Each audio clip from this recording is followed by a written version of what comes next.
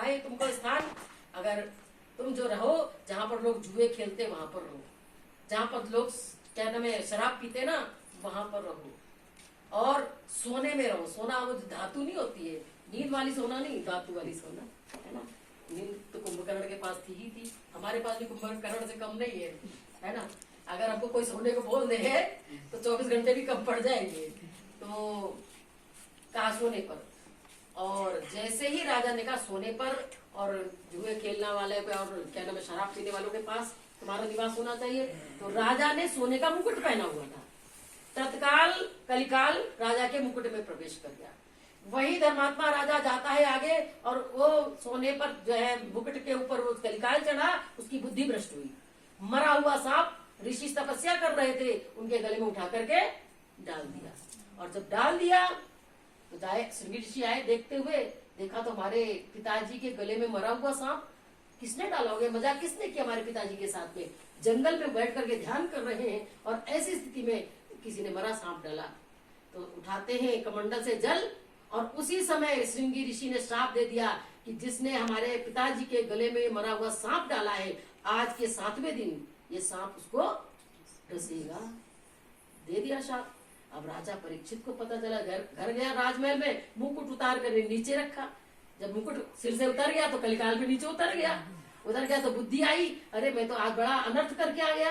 एक ज्ञानी ऋषि के गले में सांप मरा हुआ डाल करके आ गया, और सांप का भी पता चल गया कि श्रृंगी ऋषि ने हमको सांप दे दिया। वो तो श्रृंगी ऋषि के पिताजी थे। सज्जनों, माताओं, बहनों, जब राजा परीक्षित को पता चला कि 7वें दिन तुम्हारी मृत्यु होनी है, तो उसने बड़े उपाय किए कि हम बच जाएं। लेकिन उपाय सबसे पूछा, कहीं पंडितों से पूछा, कहीं मठाधारियों से पूछा कि भाई हमारे 7वें दिन मौत है और कम से कम उपाय में हमारा जो है कल्याण कैसे हो, वो उपाय बताओ। ये तो बड़ा कम समय तीर्थ करो, तो 7 दिन में तो सारे तीर्थ होते नहीं है, बड़ा समय चाहिए था। कर्मकांड करने के लिए बड़ा सामग्री भी चाहिए था, बड़ा समय भी चाहिए था, नहीं हो पाया। अंत में नारद जी को चिंता हुई, ये तो बड़ा धर्मात्मा राजा है, प्रजा का पालक है, और ये बिना ज्ञान के संसार से अधोगति में चला जाएगा। तो नारद जी उस समय के जो तत्वदर्शी महापुरुष थे, कौन थे? सुखदेव मुनि। नारद जी सुखदेव मुनि के पास जाते हैं और सुखदेव मुनि से प्रार्थना करते हैं कि महाराज,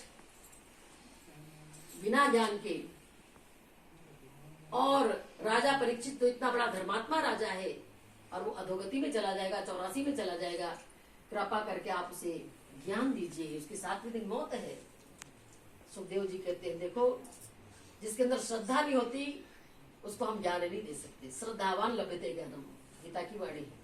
जिसके अंदर श्रद्धा होती है उसको ही हम ज्ञान देते हैं। अब नारद जी चिंता में पड़ गए। नारद जी ने सुखदेव जी के सामने एक उदाहरण रखा कि नारद जी, जब मैं जंगल के रास्ते से आपके पास मिलने आ रहा था तो मैंने एक आश्चर्य देखा। सुखदेव जी ने उत्सुकता से पूछा, भी क्या आश्चर्य था? कि महाराज, जब मैं जंगल से आ रहा था मैंने देखा एक अंधा व्यक्ति है और वो जंगल के रास्ते से जा रहा है। आगे कुआं था, अंधे को पता ही नहीं था कि वहां कुआं है। कुएं की मुंडेर पर, किनारे पर एक आंख वाला व्यक्ति बैठा, जो देख सकता था वो बैठा था। अब अंधा व्यक्ति चलते चलते आता है और कुआं पता नहीं चला उसको, वो कुएं में गिर जाता है और गिर करके उसकी मृत्यु हो गई। अब मेरी ये समझ में नहीं आ रहा है, नारद जी कहते हैं कि ये दोष किसको लगेगा? जो अंधा व्यक्ति मर गया, कुआं खोदने वाले को दोष लगेगा, कि आंख वाले को दोष लगेगा, कि अंधे वाले व्यक्ति को दोष लगेगा? ये मरने का दोष किसको लगेगा? सुखदेव जी मुस्कुराने लगते हैं और नारद जी से कहते हैं, महाराज, नारद जी कैसी बातें कर रहे हो? ये तो सीधा सीधा उदाहरण है। और अगर किसी को दोष लगेगा तो आंख वाले व्यक्ति को दोष लगेगा, क्योंकि अंधा व्यक्ति जा रहा है, उसे तो पता ही नहीं मार्ग में कुआं है। अगर उसे पता होता तो उस मार्ग में जाता ही नहीं। और दूसरी बात, कुआं खुदवाने वाले ने जो कुआं खुदवाया वो तो परमार्थ की भावना से खुदवाया। यहाँ से कोई जंगल के रास्ते से प्यासा गुजरेगा, कुएं से पानी निकाल करके अपनी प्यास को बुझाएगा। जो सारा दोष है उस आंख वाले व्यक्ति को लगेगा, क्योंकि वो देख रहा है कि अंधा व्यक्ति आ रहा है, गिरने जा रहा है कुएं में, और उसने मना नहीं किया। माताओं, बहनों, भाइयों, नारद जी सुखदेव जी के सामने कहते, महाराज, यही तो बात मैं आपको समझाना चाह रहा हूँ। आप ज्ञानी हैं, आप आंख वाले व्यक्ति हैं। राजा परीक्षित अंधा है, उसको ज्ञान नहीं है। वो जो है 84 के गर्त में, 84 के कुएं में गिरने के लिए जा रहा है, अधोगति में जा रहा है, और आप देख रहे हो, आप उसे ज्ञान नहीं दे रहे हो, तो सारा दोष फिर। ऐसी नारद की बातें सुन करके तब राजा परीक्षित को आत्मा का ज्ञान किसने दिया? सुखदेव मुनि ने दिया, और तब उसका कल्याण हुआ। तो माताओं, बहनों, भाइयों, कहने का मतलब 7वें दिन तो हमारी भी मौत है। आप रवि से और शनि तक कितने दिन हुए? इन्हीं 7 दिनों में हम सबकी मौत आनी है। और अगर भगवान का भजन नहीं किया, सुमरण नहीं किया, और गुरु महाराज ने ज्ञान दिया है, अब आप आंख वाले व्यक्ति हो, अगर ज्ञान का प्रचार नहीं करोगे, अज्ञानियों को, अंधों को दिखाओगे नहीं रास्ता, तो पाप किसको लगेगा? पाप किसको लगेगा? हाँ, तुम ज्ञानी हो, ज्ञानी भक्त को अज्ञानी, जिनको ज्ञान नहीं है आत्मा का, खाली बाहर में उलझे हुए हैं, उनको ज्ञान तक पहुंचाना आपका कर्म है।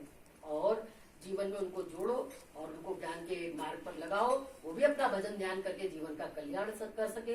तो आप जपे, औरों को जपावे, नानक निश्चय मुक्ति पाऊंगा। स्वयं सुमिरन करो, ध्यान करो, दूसरों को भी प्रेरणा दो, इसी में जीवन का कल्याण है, उत्थान है। तो इतना ही कहकर अपनी वाणी को विराम दूंगी। जिनको ज्ञान है वो भजन सुमरण करें, जिन्हें नहीं है वो जानने का प्रयत्न करें। और अब आरती होगी। बोलो सच्चे दरबार की जय, सतगुरुदेव भगवान की जय।